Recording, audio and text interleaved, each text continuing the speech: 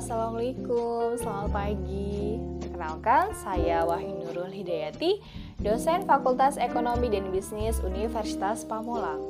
Pada kesempatan hari ini, saya akan menjelaskan terkait dengan mata kuliah Perpajakan 2 pertemuan kedua. Yang dimana Perpajakan 2 ini diampu pada semester 4 dan dengan bobot 3 SKS. Spesialisasi saya adalah selain dari dosen, saya juga sebagai praktisi, yang dimana praktisi terkait dengan aspek perpajakan. Sebelum memasuki materi, saya akan menjelaskan terlebih dahulu terkait dengan capaian pembelajaran lulusan. Ada beberapa poin yang memang harus kita perhatikan dalam capaian pembelajaran lulusan. Yang pertama, berkontribusi dalam meningkatkan mutu, kehidupan bermasyarakat, berbangsa, bernegara, dan kemajuan peradaban berdasarkan dengan Pancasila. Yang kedua, menghargai keanekaragaman budaya, pandangan agama, dan kepercayaan, serta pendapat atau temuan orisinil orang lain. Yang ketiga, bekerja sama dan memiliki kepekaan sosial, serta kepedulian terhadap masyarakat dan lingkungan. Yang keempat, menunjukkan sikap bertanggung jawab, pekerjaan di bidang keahliannya secara mandiri. Selanjutnya, menguasai prinsip akuntansi secara umum yang diaplikasikan dalam pembelajaran akuntansi. Dan yang terakhir adalah menguasai peraturan perpajakan nasional. Setelah capaian pembelajaran lulusan, selanjutnya saya akan menjelaskan terkait dengan capaian pembelajaran mata kuliah Perpajakan 2 ini. Dalam capaian pembelajaran mata kuliah Perpajakan 2, mahasiswa mampu mengklasifikasikan objek dan bukan objek PPN, menentukan dasar pengenaan pajak, penggunaan nomor seri faktur pajak sehingga dapat melakukan perhitungan, cara pembayaran serta pelaporan pajak pertambahan nilai, menghitung PWP 3 dan penerapan biaya materai dengan tepat sesuai dengan ketentuan peraturan perundang-undangan perpajakan. Selanjutnya terkait dengan rencana pelaksanaan pembelajaran atau kita sebut dengan RPP pertemuan kedua dalam mata kuliah Perpajakan 2, yang dimana terdapat standar kompetensi, yaitu mahasiswa memiliki kemampuan dalam mengklasifikasi objek dan non-objek PPN, membedakan BKP dan non-BKP, membedakan JKP dan non-JKP. Selanjutnya terdapat kompetensi dasar yang memang harus dimiliki oleh para mahasiswa, yang dimana mahasiswa mampu menjelaskan pengertian objek dari pajak pertambahan nilai. Indikator ketercapaiannya, mahasiswa mampu menentukan objek dan bukan objek PPN, membedakan BKP dan non bukan BKP, membedakan JKP dan non JKP. Materi pokoknya yaitu adalah terkait dengan pajak pertambahan nilai. Selanjutnya terkait dengan teknik perkuliahan. Dalam teknik perkuliahan saya menganut dengan DIE, yang dimana dia itu adalah delivery. Delivery di sini adalah saya penyampaiannya dengan metode textbook, yang dimana regulasi peraturan perpajakan yang saya pegang teguh untuk menjelaskan kepada para mahasiswa. Selanjutnya terkait dengan instruction. Instruction di sini saya ada beberapa metode. Yang pertama adalah selalu mengajak para mahasiswa untuk berdiskusi aktif dalam mata kuliah Perpajakan 2. Nah, selanjutnya terkait dengan instruction di sini, saya selalu membuat grup WA yang dimana grup WA tersebut selalu aktif untuk membahas terkait dengan kasus-kasus perpajakan yang terkini. Dan yang ketiga, saya selalu membuat video conference atau VCon dengan menggunakan metode Google Meet. Dan yang terakhir di situ ada asesmen. Asesmen di sini atau tingkat penilaian dalam mata kuliah Perpajakan 2 di sini ada 4 aspek. Yang pertama, saya melihat dari tingkat kehadiran yaitu 10%, kemudian tugas ataupun ada presentasi diskusi yaitu adalah 20%, kemudian UTS 30% dan UAS 40%. Ada tambahan lagi terkait dengan metode pembelajaran yang ada dalam Perpajakan 2 ini. Metode pembelajaran dalam Perpajakan 2 ini saya selalu memberikan terkait dengan kuis. Setelah saya menyampaikan selesai pertemuan, maka di waktu-waktu sisa terakhir saya selalu memberikan kuis. Gunanya adalah untuk melihat seberapa paham mahasiswa untuk menyerap dalam setiap pertemuan mata kuliah Perpajakan 2. Hal itu sangat menjadi acuan bagi saya untuk memberikan nilai keaktifan mereka pada saat kuis tersebut. Selanjutnya, buku yang saya pakai atau regulasi yang saya pakai adalah terkait dengan undang-undang perpajakan yang memang yang mumpuni ataupun yang berlaku sesuai dengan mata kuliah yang saya ajarkan, yaitu perpajakan 2. Baik, setelah saya jelaskan terkait dengan RPP dari perpajakan 2 untuk materi PPN ya, pajak pertambahan nilai, saya akan overview terlebih dahulu terkait dengan apakah yang dimaksud dengan PPN ya. Seperti yang kita ketahui bahwa PPN itu adalah merupakan pajak yang setiap bulan dilakukan atau pajak massa gitu ya di dalam satu perusahaan. Dan di sini saya akan membahas terkait dengan objek dan bukan objek PPN, terus kemudian BKP dan non BKP, JKP dan non JKP. Ya. Baik. Apakah yang dimaksud dengan PPN? PPN itu adalah pajak atau konsumsi dalam negeri yang dihitung atas nilai tambah yang memisahkan kedudukan pemikul beban pajak dengan penanggung jawab penyetoran pajak dan menempatkan eksistensi objek pajak sebagai faktor dominan yang menimbulkan kewajiban pajak. Rekan-rekan semua, dalam PPN ini kita harus mengetahui siapa pemikul beban terakhir, siapa penanggung jawab PPN, dan siapa pemikul beban PPN itu sendiri atau beban pajak itu sendiri. Nah, selanjutnya kita harus mengetahui nih terkait dengan objek dari PPN itu sendiri. Objek PPN itu ada di pasal 4, pasal 16C, dan pasal 16D. Kita akan bahas terlebih dahulu terkait dengan pasal 4 ayat 1 huruf A, yang dimana penyerahan BKP di dalam daerah pabean oleh pengusaha. Kemudian di pasal 4 ayat 1 huruf B terkait dengan impor BKP. Selanjutnya terkait dengan pasal 4 ayat 1 huruf C terkait dengan penyerahan JKP di dalam daerah pabean oleh pengusaha. Kemudian di pasal 4 ayat 1 huruf D terkait dengan pemanfaatan BKP tidak berwujud dari luar daerah pabean ke dalam daerah pabean.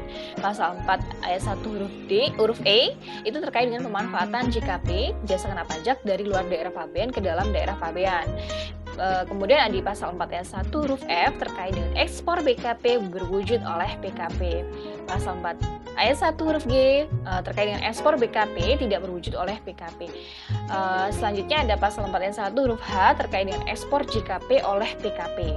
Kemudian ada lagi terkait dengan pasal 16C, yang dimana yaitu adalah kegiatan membangun sendiri yang dilakukan tidak dalam kegiatan usaha atau pekerjaan oleh orang pribadi ataupun badan itu merupakan objek dari PPh pasal 16C, yaitu objek PPN. Selanjutnya selain pasal 16C itu ada 16D, yang dimana penyerahan BKP berupa aktiva yang menurut tujuan semula tidak untuk diperjualbelikan oleh PKP, kecuali pajak masukannya tidak dapat dikreditkan berdasarkan dengan pasal 9 ayat 8 huruf B dan D.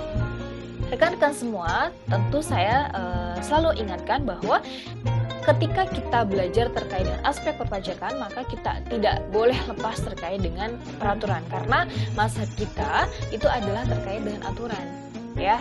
Karena mazhab kita itu adalah melihatnya dari aturan, seperti itu ya. Rekan-rekan semua jadi harus berpegang teguh terkait dengan aturan aspek perpajakan itu sendiri ya. Nah, kalau kita bahas terkait dengan PPN, maka kita tidak lepas ya yang namanya dengan PKP ya, atau pengusaha kena pajak. Nah, mungkin di pertemuan selanjutnya kita akan membahas terkait dengan PKP itu sendiri. Namun difokuskan dalam pertemuan 2 ini kita akan membahas terkait dengan objek PPN dan bukan objek PPN, BKP dan bukan BKP, dan JKP dan non JKP.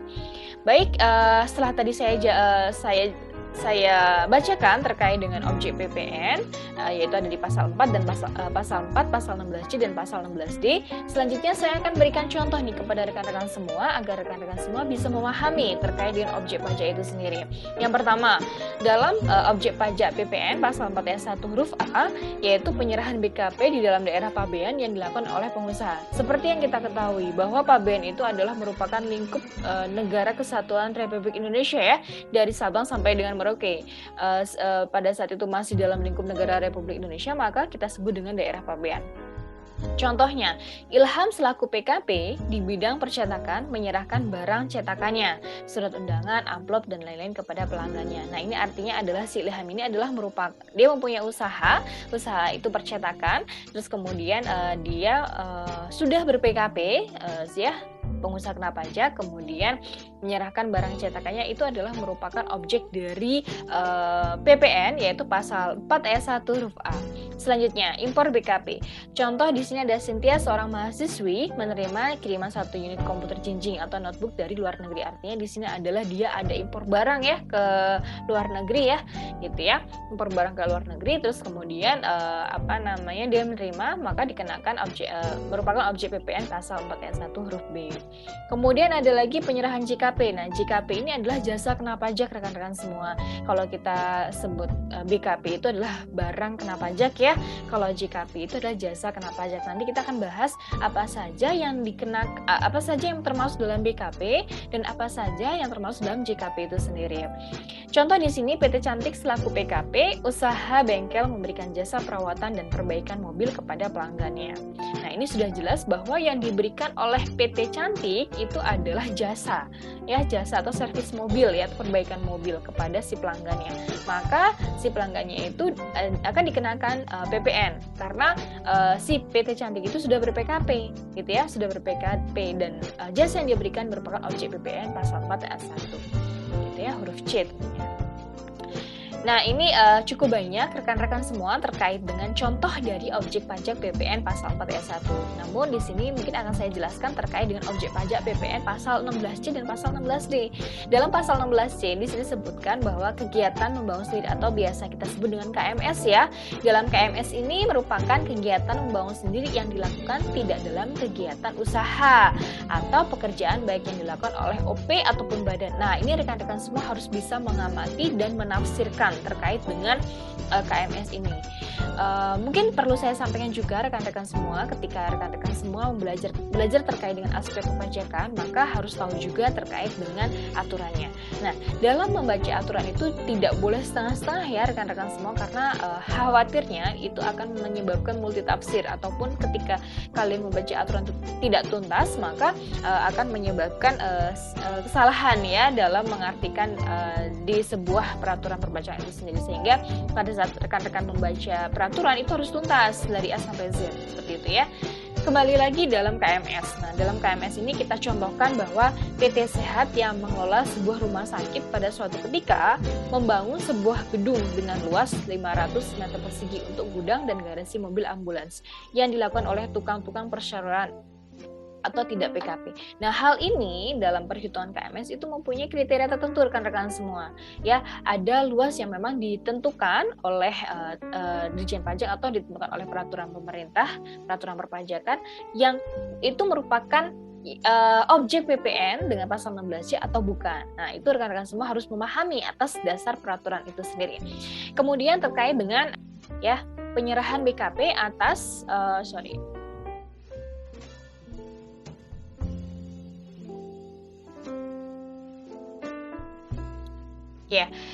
penyerahan BKP berupa aktiva yang menurut tujuan semulanya aktiva tersebut tidak untuk diperjualbelikan oleh PKP itu sendiri, kecuali atas penyerahan aktiva yang pajak masukannya yang tidak dapat dikreditkan konform pasal 9 ayat 8 huruf B dan huruf C. Nah, maksud dalam pasal 16D ini, masuk dalam objek pajak pasal 16D ini adalah jika kita adalah sebagai PKP. Kemudian kita bahas dulu deh ya terkait dengan contoh di sini. PT Alif selaku PKP di bidang percetakan yang menggunakan mobil box untuk operasionalnya. Suatu ketika mobil tersebut dijual, maka atas penjual mobil box ini merupakan objek PPN 16D. Nah, ini dapat dipahami nih ya rekan-rekan bahwa si PT Alif ini dia itu merupakan sebagai PKP. Nah, dia usahanya itu adalah percetakan. Nah, suatu ketika dia mempunyai aset yang dimana mobil box tersebut sebenarnya mobil box tersebut adalah untuk aktivitas terkait dengan kegiatan operasionalnya. Suatu ketika mobil box itu dijual. Nah, ini kan awalnya yang tujuan semulanya mobil box itu tidak untuk diperjualbelikan ya, karena ini adalah merupakan aset ataupun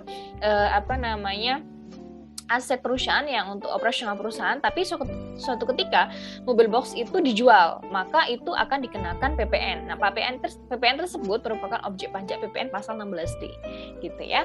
Jadi rekan-rekan semua harus bisa memahami nih kasus case by case-nya terkait atau yang terjadi dalam perusahaan, gitu ya. Itu harus benar-benar dipahami, gitu ya. Apakah itu merupakan objek ataupun bukan? Karena ketika bukan objek pajak kemudian kita kenakan pajak gitu, maka ada sisi atau pihak yang merasa dirugikan, gitu ya. Gitu. Kemudian selanjutnya di sini kapan sih atau syarat apa saja penyerahan barang atau jasa dikenai PPN? Sesuai dengan penjelasan pasal 4 huruf A dan huruf C Undang-Undang PPN 1984, di sini pada saat penyerahan barang, ya, penyerahan barang kena pajak atau penyerahan jasa kena pajak. Selanjutnya dilakukan di dalam daerah pabean. Artinya di sini adalah pada saat kita melakukan transaksi JKP ataupun BKP itu berada di lingkup daerah Negara Kesatuan Republik Indonesia, ya. Kemudian dalam kegiatan usaha atau pekerjaan ini adalah sesuai dengan kegiatan sehari-hari PKP. Ini ada unsur pengulangan karena memang PPN itu adalah menggunakan multi stake levy yang dimana setiap mata rantai produksinya itu mengandung unsur dari PPN. Nah, itu harus dipahami juga ya rekan-rekan terkait dengan pengenaannya itu. Kemudian kapan sih PPN itu dikenakan, gitu ya. Nah, ini seringkali rekan-rekan semua pasti akan bertanya-tanya pada saat kapan dikenakan PPN itu, gitu ya. Nah, ini ada 4 rekan-rekan. Ada empat unsur-unsur yang terkandung di dalamnya, ya, yang PPN dikenakan atas penyerahan BKP atau JKP di dalam daerah pabean dalam kegiatan usaha atau pekerjaan PKP-nya. Ada 4. Yang pertama adalah barang kena pajak, ya, atau JKP. Jelas, ya. Pada saat PKP itu melakukan transaksi tersebut merupakan BKP atau JKP yang merupakan objek PPN atau bukan. Nah, itu juga harus dipahami. Kemudian yang kedua, penyerahan BKP pada saat penyerahannya, ya. Kemudian yang ketiga, dalam daerah pabean. Kemudian yang keempat, dalam kegiatan usaha atau pekerjaan PKP yang bersifat kumulatif, artinya terus continuous, mengulang, gitu ya. Nah, itu 4 yang perlu rekan-rekan semua harus pahami di sini, ya. Yang pertama tadi adalah BKP atau JKP, kemudian yang kedua adalah pada saat penyerahannya, kemudian yang ketiga, nyerahinnya di mana nih? Di daerah pabean atau di luar, kan gitu. Kemudian yang keempat itu adalah dalam kegiatan usahanya, dan memang itu adalah kegiatan usaha PKP tersebut, gitu ya. Maka itu bisa dikenakan objek dari PPN itu sendiri. Sejak 1 Januari 1995, barang kena pajak sesuai dengan pasal 1 angka 3 Undang-Undang PPN 1984 itu ada 2, ya, barang kena pajak. Itu ada barang, kita lihat di sini ada barang berwujud dan ada barang tidak berwujud. Barang berwujud ini bisa barang bergerak dan barang tidak bergerak, gitu ya. Nah, barang tidak berwujud dikenai PPN. Pada dasarnya semua barang itu dapat dikenai PPN kecuali yang ada di Undang-Undang menetapkan sebaliknya, pasal 4A ayat 2 Undang-Undang PPN tahun 1984. Nah, ini juga harus memahami sekali karena ini adalah merupakan poin penting atau kunci dari pada saat PKP itu melakukan transaksi dikenakan objek PPN atau bukan. Barang tidak kena pajak. Kita juga harus tahu apa saja barang yang tidak boleh dikenai PPN. Yang pertama adalah barang hasil pertambangan atau hasil penggemburan yang diambil langsung dari sumbernya. Sesuai dengan Undang-Undang Cipta Kerja tahun 2020 kemarin ada peraturan terbaru terkait dengan pertambangan yang memang pada saat pengeboran itu sudah dikenai PPN. Kalau dulu enggak, ini dulu barang hasil pertambangan, karena sekarang itu sudah ada yang Undang-Undang Cipta Kerja ya kemarin ya, yang terkait dengan pengambilan pertambangan itu bisa dikenakan PPN. Barang kebutuhan pokok yang sangat dibutuhkan oleh rakyat banyak, makanan dan minuman yang disajikan di hotel, restoran, rumah makan, warung, dan lain sebagainya, uang, emas, batangan, dan surat berharga. Nah, ini adalah barang yang tidak dikenai pajak sesuai dengan pasal 4 ayat 2. Selanjutnya, di sini adalah barang hasil pertambangan atau pengeboran yang diambil langsung dari sumbernya. Minyak mentah, gas bumi, panas bumi, asbes, batu bara, dan lain sebagainya ya. Selanjutnya barang kebutuhan pokok. Nah, tadi kan secara garis besar nih. Nah, mungkin rekan-rekan semua ini harus bisa dipahami. Barang kebutuhan pokok yang dibutuhkan rakyat banyak ini adalah yang bukan merupakan objek dari PPN. Gitu ya. Contohnya ada beras, gabah, daging, telur. Nah, ini harus dirincikan lagi daging seperti apa, karena dalam minimarket atau supermarket itu biasanya ada daging yang sudah diolah. Nah, kalau sudah diolah itu apakah dikenakan PPN atau enggak gitu ya.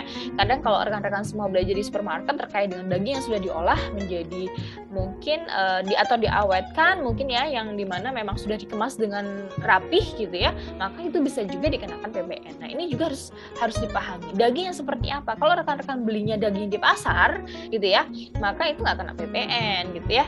Kemudian telur juga bisa bisa yang dijual di supermarket itu mereka sudah kemas dengan baik ya, dan itu ada sistem produksinya, maka itu bisa dikenakan PPN. Jasa. Apa sih yang dimaksud dengan jasa? Sesuai dengan pasal 1 angka 5 Undang-Undang PPN 1984, setiap kegiatan pelayanan berdasarkan suatu perikatan atau perbuatan hukum yang merupakan suatu barang atau fasilitas atau kemudahan atau hak tersedia untuk terpakai. Nah, ini bisa dikenakan jasa. Jasanya apa saja dan jasa yang tidak dikenakan apa saja? Di sini ada kesehatan, pelayanan sosial, pengiriman surat dengan perangko dan lain sebagainya, keagamaan, pendidikan gitu ya.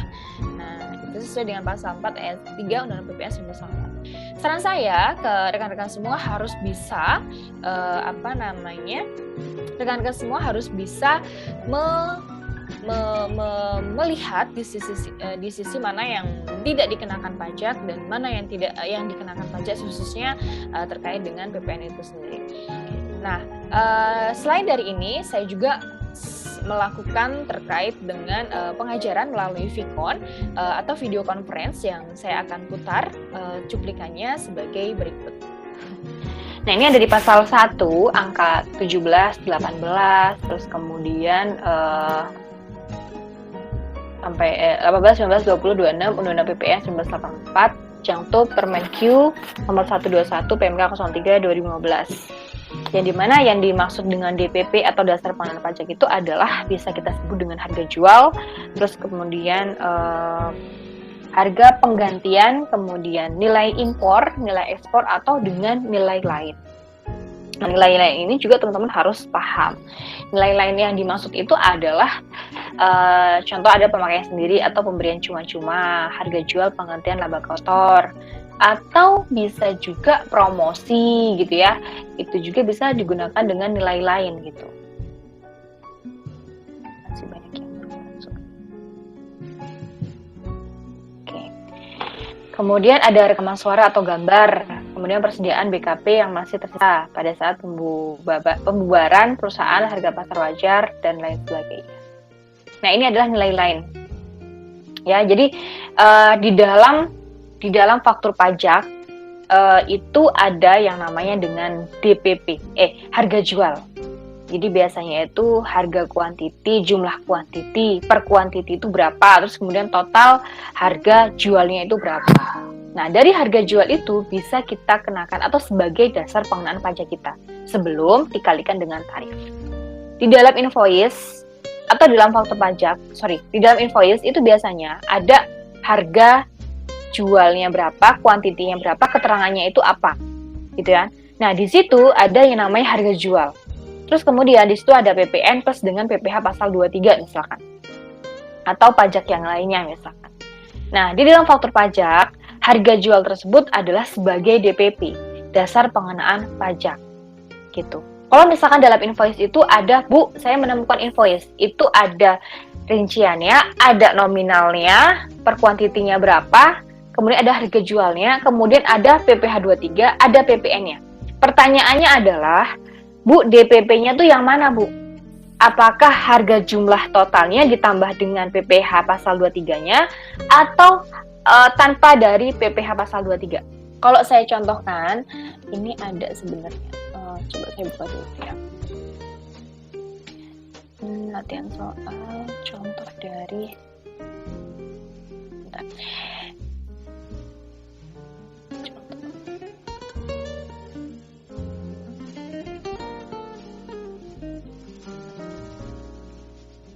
itu nanti deh, saya lagi mencoba buka.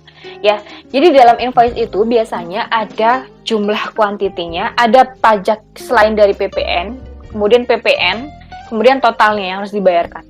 Nah, DPP-nya itu adalah sebelum dikalikan dengan pajak apapun. Jadi harga jualnya. Seperti itu. Ya, itu adalah DPP atau dasar pengenaan pajak. Setelah itu baru dikalikan dengan tarifnya. Ya, tarifnya itu adalah sesuai, sekarang masih 10% ya. Kemarin kalau teman-teman melihat dari RUU HPP, Rancangan Undang-Undang HPP yang terbaru terkait dengan harmonisasi, itu adalah 9 perubahan yang teman-teman harus pahami di situ. Mungkin nanti saya coba bantu share juga agar teman-teman juga aware terkait dengan peraturan perpajakan. Jadi kemarin tanggal 6 Oktober 2021 itu Menteri Keuangan kita Ibu Sri Mulyani itu mengesahkan RUU kita. Itu booming itu. Saya rasa teman-teman di sini juga sudah mulai membaca ya atau mendengar gitu ya.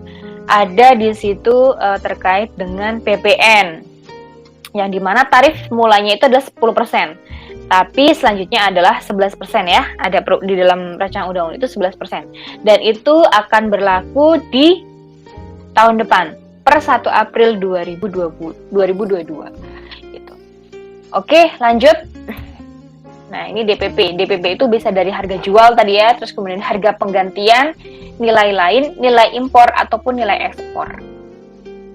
Mbak, tolong Mbak tutup ini Mbak pintunya. Nah ya. Harga jual itu apa sih sebenarnya? Harga jual ini sesuai dengan pasal 1 angka 18 Undang-Undang PPN 1984, harga jual merupakan nilai berupa uang termasuk semua biaya yang diminta atau seharusnya diminta oleh penjual karena penyerahan barang kena pajak tidak termasuk PPN yang dipungut berdasarkan undang-undang dan potongan harga yang dicantumkan dalam faktur pajak. Saya kebetulan nggak ada contoh invoice nih. Kalau ada contoh invoice mungkin bisa saya jelaskan. Kadang di dalam invoice itu ada harga jualnya, kadang ada diskonnya. Apakah DPP itu termasuk dari harga jual ditambah diskon atau harga jual tetap Bu gitu kan? Jadi kalau HDPP itu atau dasar pengenaan pajak itu adalah harga jual ketika ada diskon setelah dikurangi diskon. Kalau misalnya nggak ada diskon berarti harga jual itu sendiri itu menjadi DPP. Jadi sebelum dikalikan dengan pajak lainnya itu adalah merupakan DPP PPN-nya. Kemudian di sini pabrik kendaraan bermotor menyerahkan, ini contoh ya.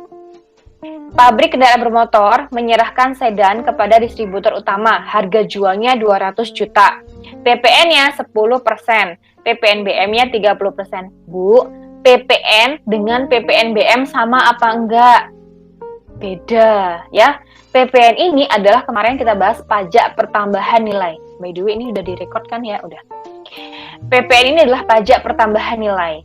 PPNBM adalah pajak penjualan barang mewah. Beda, Bu. Beda ya, pajak penjualan barang mewah dengan pajak pertambahan nilai itu berbeda. N-nya aja beda. Satunya N-nya besar, N-nya kecil. Tarifnya bagaimana? Kalau PPN saat ini masih 10%. Kecuali ada kasus ataupun case yang mana dia menggunakan nilai lain, DPP nilai lain yang dimana dia dikenakan 1%. Itu ada. Contohnya adalah ekspedisi. Tapi tentunya dengan syarat dan ketentuan berlaku. Tentunya ada syarat ya, ada syaratnya dengan menggunakan nilai DPP nilai lain-lain gitu. Demikianlah rekan-rekan semua yang bisa saya sampaikan. Semoga bermanfaat. Tetap semangat, terus belajar dan salam sehat. Terima kasih. Wassalamualaikum warahmatullahi wabarakatuh.